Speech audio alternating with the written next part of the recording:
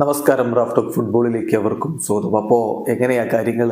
Barca fans happy അല്ലേ?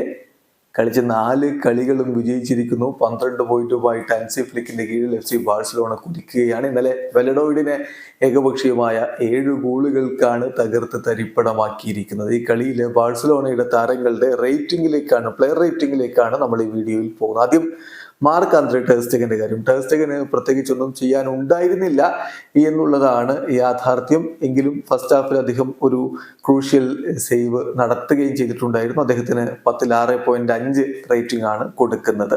പിന്നെ ഊൾസ് Koundé എടുത്തു പറയണം, വളരെ ഇംപ്രസീവ് ആയിട്ടുള്ള ഒരു ഔട്ടിംഗ് ആണ് വെലഡോയിഡിനെതിരെ അദ്ദേഹം നടത്തിയിട്ടുള്ളത്. നല്ല മികച്ച രൂപത്തിൽ അദ്ദേഹം യമാലുമായിട്ട് ലിങ്കപ്പ് ചെയ്യുന്നുണ്ടായിരുന്നു റൈറ്റ് ഫ്ലാങ്കിൽ.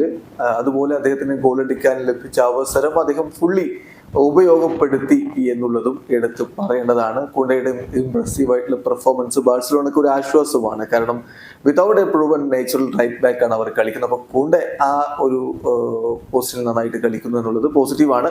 10ൽ 8 ആണ് അദ്ദേഹത്തിന് നൽകുന്ന റേറ്റിംഗ്. പാവ് കുബാർസി, ഇന്നലെ കുബാർസിയുടെ പേരൊക്കെ ആരാധകർ ഇങ്ങനെ ചാൻഡ് ചെയ്യുന്നൊരു കാഴ്ച. വളരെ മികച്ച രൂപത്തിലുള്ള പെർഫോമൻസ് ആണ് അദ്ദേഹം നടത്തിയിട്ടുള്ളത് എന്ന് പറയേണ്ടി വരും. ഏതായാലും എതിരാളികൾക്ക് ബുദ്ധിമുട്ട് സൃഷ്ടിക്കുന്ന തരത്തിൽ അദ്ദേഹം റാഫീഞ്ഞയ്ക്ക് അസിസ്റ്റ് കൊടുത്തത് എല്ലാം കൂടി ചേർക്കുമ്പോൾ മികച്ച പെർഫോമൻസ് ആണ് പാവ് കുബാർസി. 8 പോയിന്റാണ് 8 റേറ്റിംഗ് ആണ് അദ്ദേഹത്തിന് നമ്മൾ 10ൽ നൽകുന്നത്.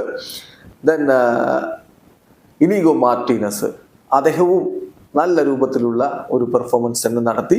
അദ്ദേഹത്തിന്റെ കമ്പോഷറും ലീഡർഷിപ്പും ഒക്കെ ബാക്ക് ലൈനിൽ വളരെ ഇമ്പോർട്ടൻ്റ് ആയിരുന്നു എന്ന് തന്നെ പറയണം. സോ വളരെ ക്രൂഷ്യലായിട്ടുള്ള ചില ഇന്റർസെപ്ഷൻസ് അദ്ദേഹം നടത്തുകയും ചെയ്തിട്ടുണ്ട്. 10ൽ 8 ആണ് അദ്ദേഹത്തിന് നൽകുന്നത്. അലയാൻഡ്രോ ബാൽഡെ, സോ അദ്ദേഹം ജെറാർഡ് മാർട്ടിന് പകരം സ്റ്റാർട്ടിംഗ് ലെവലിലേക്ക് വന്നു. അദ്ദേഹത്തിന്റെ പെർഫോമൻസ് വളരെ മികച്ചതായിരുന്നു. സോ അദ്ദേഹത്തിന് നമ്മൾ 10ൽ 8.5 മാർക്കാണ് കൊടുക്കുന്നത്. മാർക്ക് കസാഡോ, സോ ബെർണലിന് പകരം വരുമ്പോൾ മികച്ചൊരു പെർഫോമൻസ് തന്നെ വേണം. അദ്ദേഹം ഒരു സിംഗിൾ പിവോട്ട് രൂപത്തിലാണ് മെജോറിറ്റി ഓഫ് ദി ഗെയിമിൽ കളിച്ചത്. ഏതായാലും അദ്ദേഹത്തിന്റെ ജോബ് വളരെ ഫെയർ ആയിട്ട് തന്നെ കൈകാര്യം ചെയ്തിട്ടുണ്ട്. 10ൽ 7 മാർക്കാണ് കസാഡോക്ക് നൽകുന്നത്. പെഡ്രി മിഡിലിൽ വളരെ ക്രൂഷ്യൽ ആയിട്ടുള്ള പ്രസൻസ് ആയിരുന്നു പെഡ്രിയുടെ എന്ന് തന്നെ പറയേണ്ടി വരും. ബാഴ്സലോണയുടെ അറ്റാക്ക് നല്ല രൂപത്തിൽ ഓർക്കസ്ട്രേറ്റഡ് ചെയ്തത് പെഡ്രിയാണ്. അപ്പോൾ അദ്ദേഹത്തിന് നമ്മൾ 10ൽ 8 മാർക്കാണ് കൊടുക്കുന്നത്.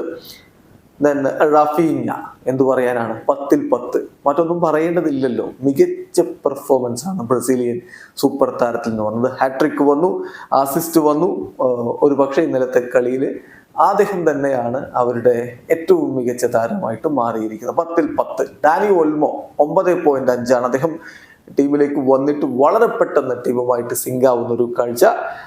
ഫസ്റ്റ് ഹാഫിൽ അദ്ദേഹം അൺലക്കി ആയിരുന്നു, ആ ഒരു പോസ്റ്റിൽ അടിച്ചു 1-2 തവണ അങ്ങനെയൊക്കെ പോയി. പക്ഷെ ഒടുവിൽ അദ്ദേഹം തന്റെ ഗോള് കണ്ടെത്തുകയും ചെയ്തു. 9.5 ആണ് ഡാനി ഓൾമോക്ക് കൊടുക്കുന്നത്.